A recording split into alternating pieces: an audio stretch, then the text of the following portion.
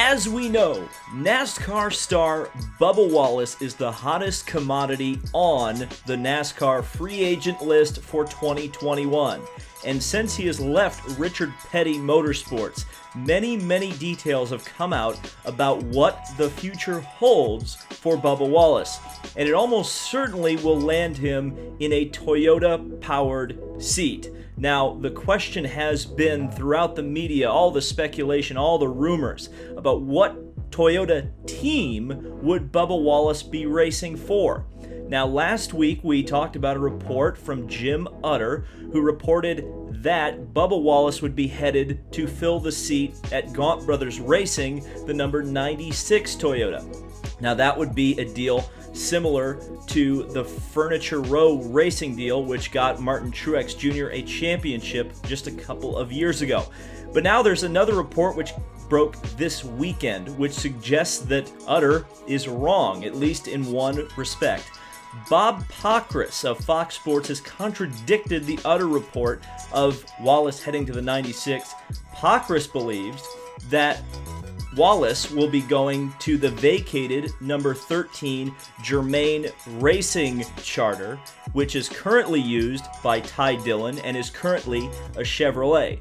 Now, this would essentially be Germain Racing completely out of the sport, and it would be a brand new team, which would involve Denny Hamlin. Again, this is similar to the Utter report, where Denny Hamlin and several investors, one of which you know already from the title of this video, would be buying into this team along with Toyota's help and create essentially a fifth Joe Gibbs car. Even though NASCAR is not going to see it that way, I'm sure this will get allowed by NASCAR. But the other part of the ownership group, which Bob Pockrass is reporting, which has been a long-standing rumor, I think first reported by Pockrass months ago, is that Michael Jordan, widely regarded as the greatest basketball player of all time, with 6 NBA Finals wins, 6 Finals MVPs, and 5 league MVPs, would be one of the major partners in the new Denny Hamlin Racing team. Here's what Pockrass had to say on NASCAR Race Hub before Bristol on Saturday. You know, Adam, I don't want to jump to conclusions. I'd say I'm kind of up in the air on this. I will say that Jordan's people, while quick to deny the Richard Petty Motorsports rumors, have been pretty mum this week on whether there's any deal where he is involved with Hamlin and the 13. Now, Denny Hamlin has been partnered with the Jordan brand since 2011, and it just seems like too many things make sense for this deal to not be real.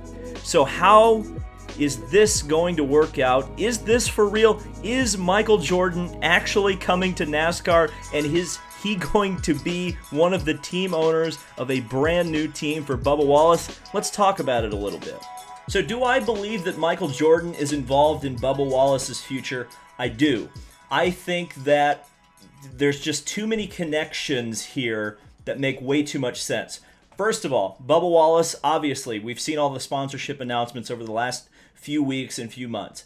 He's got a ton of funding behind him already. That is a significant hurdle to climb when you're creating a competitive racing team. The other part, of course, is the manufacturer affiliation. Toyota, as we've seen, has been so very strong in NASCAR. So you're getting the absolute best package you can, especially if the equipment is coming from Joe Gibbs Racing, especially if Denny Hamlin is involved, because you know they're essentially going to be treated as a factory team. So from that perspective, Bubba Wallace is going to have absolutely everything he needs to win. And therefore, if you're Michael Jordan, you don't really want your brand associated with losing teams. Now, I know some people will point out the Charlotte Bobcats and the Washington Wizards. I know.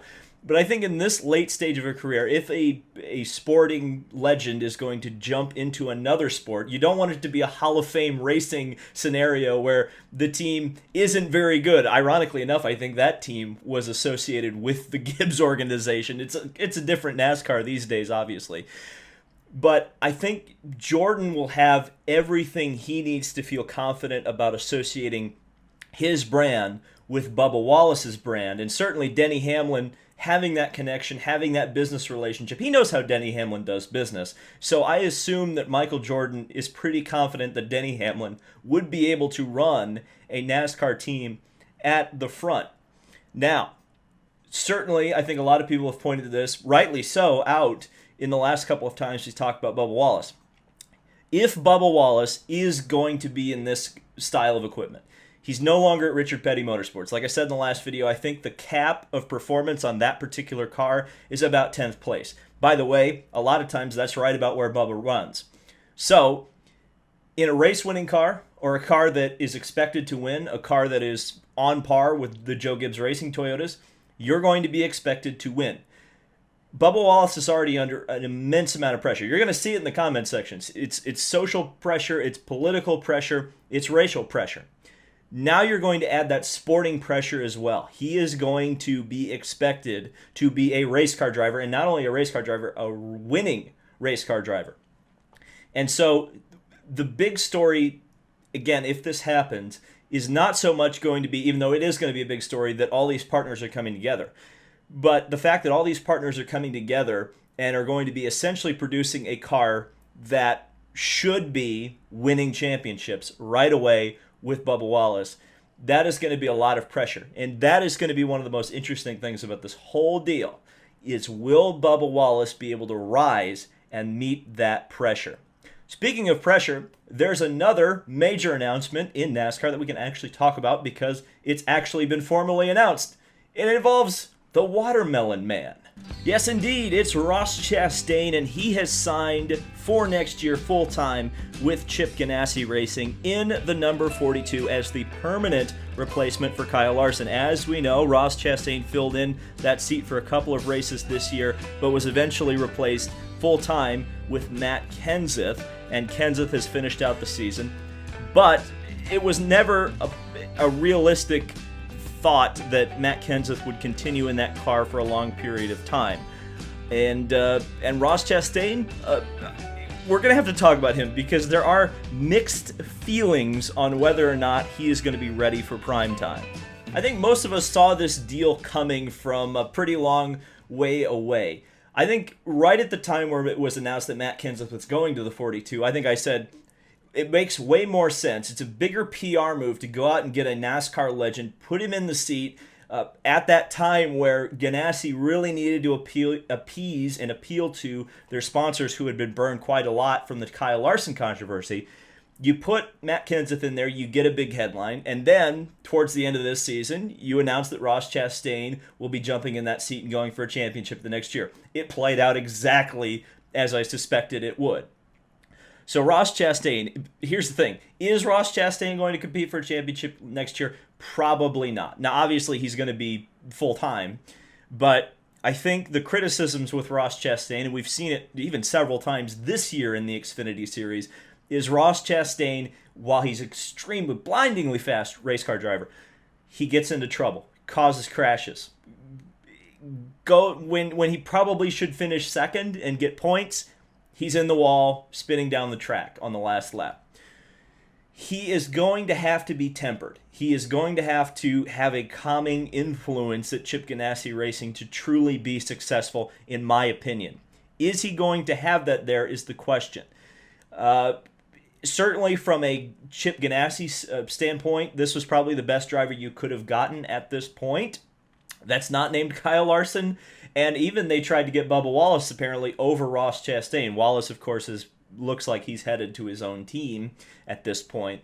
But so even Chastain wasn't necessarily the number one choice for Ganassi. But, like I said, outside of Kyle Larson, who for obvious reasons cannot just go back to Chip Ganassi Racing at this point, he's the best option available. I think he could win races next year. Do I think he's going to be a regular race winner? Probably not. I don't think the Chip Ganassi Racing NASCAR program is on that absolutely upper echelon. In fact, I think it would be more, again, let's assume that the Toyota Bubba Wallace things happen. I think Bubba Wallace would have a better shot of winning races next year than Ross Chastain, just simply because that team is probably going to have better equipment. I don't know. We'll have to see. And of course, then we start talking about Kyle Larson and whether or not he's going to go to Hendrick Motorsports. There's a lot of big stories still to break. But what do you think? What do you think of Bubba Wallace? What do you think of Michael Jordan potentially coming to NASCAR? What do you think of Chastain in the 42? Let me know down in the comment section below. This has been David Land on YouTube. Thank you for subscribing. Hit 50,000 subscribers over the weekend. That is fantastic. Onwards and upwards. And we'll see you in the next video.